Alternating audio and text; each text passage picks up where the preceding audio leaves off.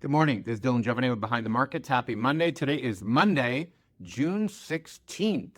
And I tend to hate starting Mondays with talk of war. But among my friend group this weekend, all we did was talk about war. Basically, Israel's attack on Iran's nuclear facilities. And there's a lot to unpack here. One of them is that real people die. Real people are dying here, and that should never be forgotten. War is a tough business.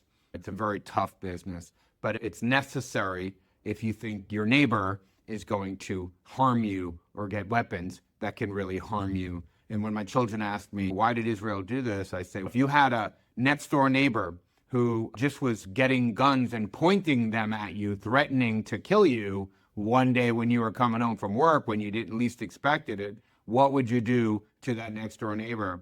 And they really understand that. You can't be in a situation like that. That's not a tenable situation. As a matter of fact, not to act is to invite bigger danger. It's not good. You have to do what you have to do.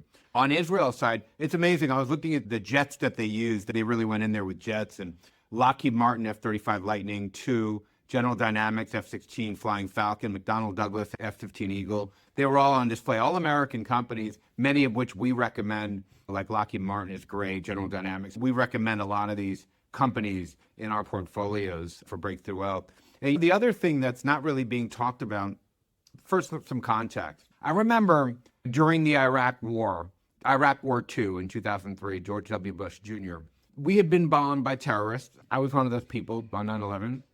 And a lot of people said, why would you go in to Iraq? Why would you go into Afghanistan? Why not just defend your territory? And George W. Bush understood something that Napoleon taught me many years ago in reading Napoleon's biography, his autobiography, actually, which is a great read, very fascinating. You can't win a war fighting behind the walls of your castle. In other words, you've got to take the war fight to the opponent. And after 9/11, what we had to do is we had two choices. We could either wait for them, like a goalie in a hockey rink, wait for them to keep attacking us and try to defend and block everything, or we could take the fight to them and invite them to a party on their turf, which is what we did. That was the wise thing to do. Anybody who studies warfare understands that. We had no real choice. Let's invite them all into a big basic kill zone and take care of it. Now, the situation and the weapons back then, that was the first war where we introduced drones, which are really fascinating because Iran responded to Israel with drones, with a drone attack. They sent 200 drones. And, it's interesting how Ukraine has begun to change warfare. We introduced drone warfare in the Middle East and in the Iraq War in 2003. But now drones are absolutely part of every military out there. And there are a few companies that have become, one of which we focused in our most recent report, but there are a few companies that have become like drone superpowers. These are the guys that are selling drones, American companies specifically, one in particular, that's become like a drone superpower. This company has the biggest contracts, and it's acquired other key drone makers that can bring in new technology, and it's just gobbling up all these other companies, and it's becoming the de facto dominant independent drone company, which I'm very excited about.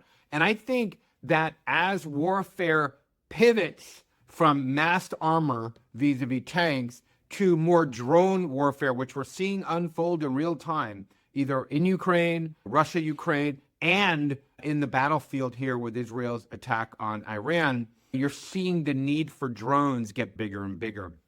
Where am I going with all this? The world is entering a new cycle of war. I've said this many times. China, Russia, Iran, North Korea, they don't like the current system as it is. They want to change it to actually better represent their interests. And military spending, as we discussed earlier last week, is going up. So, you want to be in defense contractors that have the right product for the right buyer. And there are a handful of them as we move into what they call the fourth revolution in warfare. I'll leave on this. We can only hope. Israel did not take out all of Iran's nuclear sites. because they need more sophisticated weapons to take out a couple of them. Specifically, they need bunker busting bombs. So the president told Iran, you better not go crazy here, and we better cut a deal, or we're going to actually give Israel these weapons, and they're going to knock out the other sites. Hopefully, Iran actually comes to the table.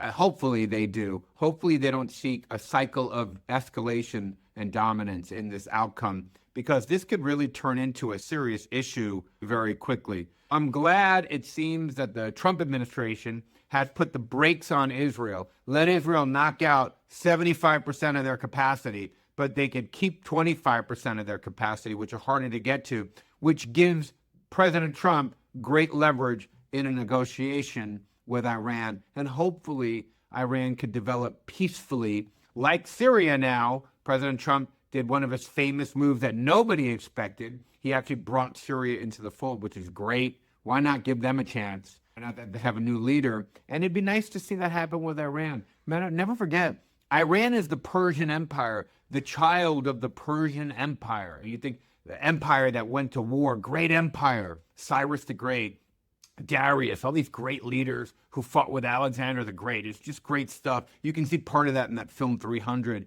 But it's a great former great empire. It'd be nice to see it come back into the community of nations. Anyway, happy Monday. I will see you tomorrow.